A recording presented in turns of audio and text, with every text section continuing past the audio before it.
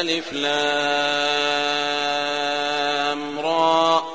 এই কিতাব ইয়া তোমার প্রতি অবতীর্ণ করেছি, যাহাতে তুমি মানব জাতিকে তাহাদের প্রতিপালকের নির্দেশক্রমে বাহির করিয়া আনিতে পারো অন্ধকার হইতে আলোকে, তাহার পথে যিনি পরাক্রমশালী প্রশংসার্হ। আল্লাহ আকাশমণ্ডলী ও পৃথিবীতে যাহা কিছু আছে তাহা তাহারই।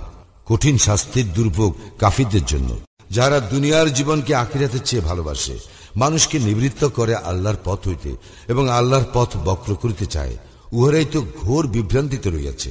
আমি প্রত্যেক রাসূলকেই তাহার স্বজাতির ভাষাভাষী করিয়া পাঠাইয়াছি, তাহাদের নিকট পরিষ্কার ভাবে ব্যাখ্যা করিবার জন্য।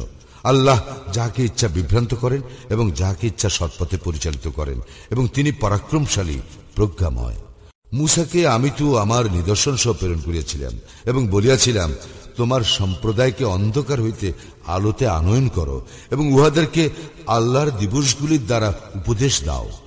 ইহাতে তো নিদর্শন রয়েছে প্রত্যেক পরম ধৈর্যশীল ও পরম কৃতজ্ঞ ব্যক্তির জন্য।